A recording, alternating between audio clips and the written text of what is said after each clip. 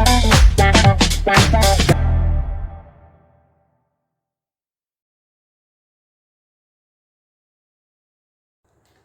Students, light reflection and refraction part 4।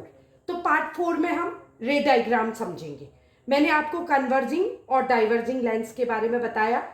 जब real में रे आपस में फ्रंट में एलएचएस में मिलती है तो उसको कन्वर्जिंग लेंस, और जब क्या होती है बैक साइड में आरएचएस में रेज मिलती है तो उसको डाइवर्जिंग लेंस कहते हैं। तो अब हम रे डायग्राम कैसे बनता है इसको समझेंगे। तो सबसे पहले हम क्या जानने की कोशिश करेंगे, एक रे को लेके हम पॉइंट्स को क्लियर करेंगे। तो सबसे पहले आप याद कर लीजिए, कुछ पॉइंट्स मैं आपको बता रही हूँ, बहुत ध्यान से सुनिए और याद कर लीजिए। आपने पढ़ा था कि जब भी हम चाहे हम कन्वर्जिंग लेंस लें चाहे हम डाइवर्जिंग लेंस लें, मतलब कॉनकेव लें या कॉन्वेक्स लें, उसमें एक प्रिंसिपल एक्सेस होता है। तो आपको मालूम है, मैंने आपको एट द बिगिनिंग बताया था कि लाइट की रेज क्या होती है, चारों ओर से पड़ती है। यहाँ से भी आएगी, यहाँ से भी आएगी, इधर से भी आएगी, इधर से भी आएगी, इधर से भी आएगी। बट स्टडी को क्लियर करने के लिए हम क्या करेंगे, सारी डायरेक्शन से लाइट को नहीं देंगे, कुछ पॉइंट्स पे लाइट को समझने की कोशिश करेंगे और एक रे से समझेंगे। अगर मैं सारी रेज आपको पढ़ाऊंगी तो यू विल गेट कंफ्यूज। तो हम क्या करेंगे, एक रे लेके चलेंगे और उसके कुछ पॉइंट्स को याद कर लेंगे। तो मैं आपको पॉइंट याद करा रही हूं कि अगर मैंने एक लेंस लिया, ठीक है, मैं सारी डायरेक्शन की रे नहीं लूंगी, मैं पहली रे ऐसी लूंगी जो प्रिंसिपल एक्सेस के पैरेलल आएगी। तो पहली रे क्या ली मैंने, पैरेलल आने वाली, ठीक है। तो जो पैरेलल आएगी वो हमेशा फोकस पे मिलेगी। पहला पॉइंट अभी याद कर लीजिए आप, जो पैरेलल आएगी वो फोकस पे मिलेगी, ठीक है। और जो रे तिरछी आके फोकस से जा रही है तो वो फोकस से जाने वाली रे पैरेलल हो जाएगी, जस्ट अपोजिट। जो पैरेलल आएगी वो फोकस पे मिलेगी, कब मिलेगी, रिफ्लेक्शन के बाद। जो फोकस से आ रही होगी रे वो रिफ्लेक्शन के बाद पैरेलल हो जाएगी। दो पॉइंट मैंने आपको क्लियर कराई। तीसरा पॉइंट, अगर सेंटर ऑफ कर्वेचर से रे आ रही है तो रिफ्लेक्शन के बाद इसी डायरेक्शन में वापस लौट जाएगी। सेंटर ऑफ कर्वेचर से आने वाली रे सेंटर ऑफ कर्वेचर में ही लौट जाएगी, तीसरी कंडीशन। फोर्थ कंडीशन, अगर नॉर्मल यानी कि पोल प्रिंसिपल एक्सेस के पे ऑब्लिकली कोई रे पड़ेगी, कहां पर, पोल पे, तो वो जब डाइवर्ट होगी तो लॉ ऑफ रिफ्लेक्शन फॉलो करेगी। तो आपको आई होप ये समझ आया होगा। अब मैं इसको रे डायग्राम में आपको बना के दिखाती हूं। हम दोनों तरह के क्या ले लेंगे, मिरर ले लेंगे। पहला मिरर है कॉनकेव मिरर, मतलब रिफ्लेक्टिंग सरफेस तो हमेशा एलएचएस में रहेगा, तो आरएचएस हमेशा क्या रहेगी, पॉलिश रहेगी। ये ले लिया। यहां ले लेंगे हम इसका उल्टा, क्या, रिफ्लेक्टिंग सरफेस उभरा रहेगा और बैक साइड में पॉलिश ले लेंगे। अब इसमें ड्रॉ क्या करेंगे, principal axes, principal axes. First condition मैंने आपको बताई कि जब, क्योंकि एलएचएस में ही ऑब्जेक्ट रहता है तो रे हमेशा हम एलएचएस से लाएंगे। जब एलएचएस से एक रे से हम बनाएंगे रे डायग्राम, सो दैट आपको कोई कंफ्यूजन ना हो।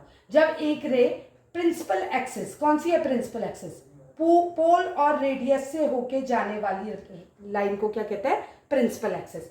जब इसके पैरेलल एक रे आएगी तो जब वो टकराएगी, जब वो मिरर से टकराएगी उसके बाद ही रिफ्लेक्शन होगा। जब वो टकराएगी तो वो कहाँ मिलेगी, वो कहाँ चली जाएगी, फोकस पे, एफ पे, तो इधर चली जाएगी, पहली कंडीशन। तो ये है आपका पहला रे डायग्राम। आप पूरा लिखेंगे, इसमें पोल दिखाएंगे, ठीक है, एफ दिखाएंगे, और हमेशा पैरेलल आने वाली रे फोकस से होके गुजरेगी, पहली कंडीशन। ये कॉनकेव के लिए हो गया। कॉन्वेक्स के लिए क्या होगा, पैरेलल आने वाली रे फोकस से गुजरेगी। फोकस कहाँ है इसका, बैक साइड में। क्यों, पिछली वीडियो में मैंने आपको इसका कॉन्सेप्ट क्लियर कराया था, सेंटर ऑफ कर्वेचर है, तो फोकस कहाँ रहता है इसका, बैक साइड में। क्यों, क्योंकि इसका सर्कल जो है बैक साइड में, स्फीयर जो है पीछे की साइड बनता है, तो जिस साइड गोला पूरा होगा, ये आरएचएस में हो रहा है तो फोकस आरएचएस में, तो ऑब्वियसली ये यहाँ मिलेगी। तो क्या ये यहाँ रियल में मिलेगी, पीछे तो पॉलिश है, क्या सच में मिलेगी, नहीं मिलेगी। ये टकराएगी और टकराने के बाद कहीं ऊपर जाएगी, बट हमको क्या लगेगी, ये मिलती हुई प्रतीत होगी पीछे, तो इसका फोकस पीछे है, तो इसका रे डायग्राम ऐसा बनेगा। सेकंड कंडीशन, इसकी अपोजिट कंडीशन लेते हैं। क्या कंडीशन है मैंने बताई थी आपको, फिर से एक मिरर बना दिया, मैं जल्दी जल्दी बना रही हूँ जो जिससे कि आपका टाइम वेस्ट ना हो, तो इसलिए डायग्राम पे बच जाइए, कॉन्सेप्ट को समझिए। मैंने एक और मिरर ले लिया, ठीक है, कॉनकेव मिरर है। दूसरी कंडीशन इसकी अपोजिट है। अब क्या करेंगे, रे को फोकस से लेंगे। फोकस है ये, सपोज सी ए है, सेंटर ऑफ कर्वेचर, ये क्या है, पोल। तो अगर मैं एक रे आती है और वो कहाँ से आ रही है, फोकस से होके गुजर रही है, तो रे तो मैंने कहा सारी डायरेक्शन से आती है, तो मुझे फोकस वाली स्टडी करनी है। तो फोकस से होके एक रे आई, तो वो टकराने के बाद क्या हो जाएगी, जस्ट अपोजिट कंडीशन, पैरेलल हो जाएगी।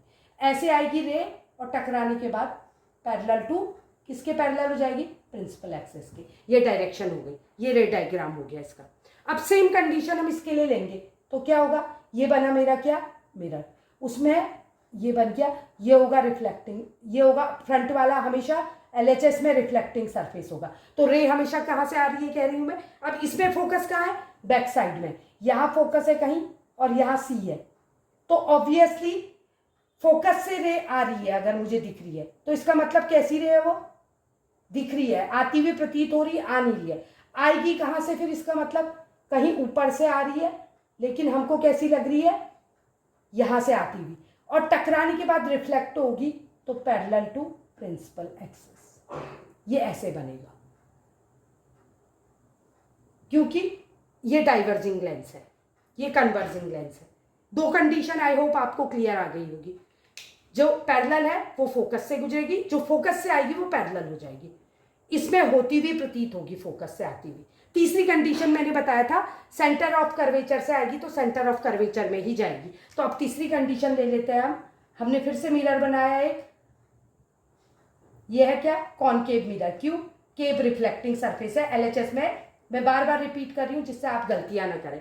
अब हमारा सेंटर ऑफ कर्वेचर, ये हो गया फोकस, ये हो गया सेंटर ऑफ कर्वेचर। मैंने क्या बोला था इस कंडीशन में, सेंटर ऑफ कर्वेचर से आने वाली रे, सपोज एक लाइट की रे या सनलाइट ऐसे पड़ी, ऐसे आई और कहाँ टकराई, रिफ्लेक्टिंग सरफेस पे। रिफ्लेक्ट कब होगी, जब मिरर से टकराएगी, तो इसकी डायरेक्शन क्या है, ऐसी। टकराने के बाद ये इसी डायरेक्शन में वापस लौट जाएगी, जिस डायरेक्शन से आई उसी डायरेक्शन में वापस लौट जाएगी। अब यही कंडीशन इसमें करेंगे, तो इसका सेंटर ऑफ कर्वेचर कहाँ है, पीछे।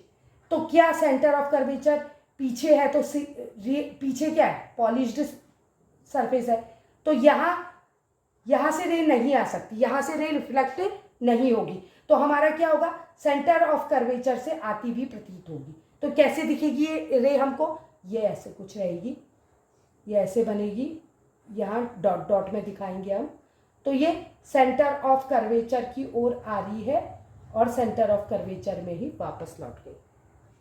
तो ये वाला डायग्राम ऐसे बनेगा। आप पोल भी दिखाएंगे इसमें, MM डैश, एपर्चर का नाम भी दिखाएंगे पूरा इसको। अब फोर्थ कंडीशन मैंने आपको बताई कि जब क्या होगा कि मिरर में जो प्रिंसिपल एक्सिस है उस पे तो जो एपर्चर में हमारा एपर्चर में हमारा क्या है, P पॉइंट है, पोल है, ठीक है। अब हमने ये दिखाया, ये है क्या, पॉलिश्ड सरफेस, और रिफ्लेक्टिंग सरफेस हमेशा LHS में रहेगा। तो एक रे ऑब्लिकली पड़ी कहाँ, पोल पे। तो आपको मैंने एट द बिगनिंग बताया था कि जो प्रिंसिपल एक्सिस वो क्या है, एक्चुअल में नॉर्मल है, 90 डिग्री है। किस पे 90 डिग्री है, हमारे मिरर पे। तो ये 90 डिग्री है, तो मैं इसका एंगल नाप लूंगी, इसको कहेंगे एंगल ऑफ इंसिडेंट। तो ये जब टकरा के वापस लौटेगी तो लॉ ऑफ रिफ्लेक्शन क्या कहती है, I = R। और ये हर कंडीशन में ये सही होगा। कैसे, इसमें भी आप जिस पॉइंट पे टकराए, जिस पॉइंट पे इंसिडेंट रे और रिफ्लेक्टेड रे मिल रही है, उसी पॉइंट पे हम नॉर्मल बनाते हैं हमेशा, और इस नॉर्मल में I = R, या आप सब में लिखेंगे, इसके आपको मार्क्स मिलेंगे। सिमिलरली यहाँ भी इंसिडेंट रे और रिफ्लेक्टेड रे जिस पॉइंट में है वहां नॉर्मल बनाएंगे, और I = R। सिमिलरली यहाँ भी हर जगह हम नॉर्मल बना के I = R शो करेंगे। तो इसमें दोनों के लिए, कॉनकेव के लिए भी, कॉन्वेक्स के लिए भी सेम कंडीशन होती है। इसमें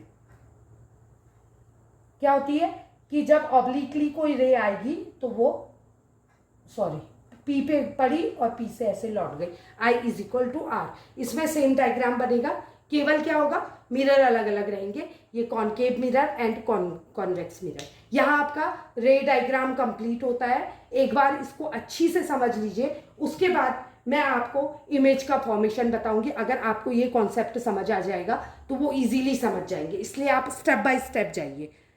अगर वीडियो पसंद आया तो लाइक, सब्सक्राइब और शेयर करें। Thank you.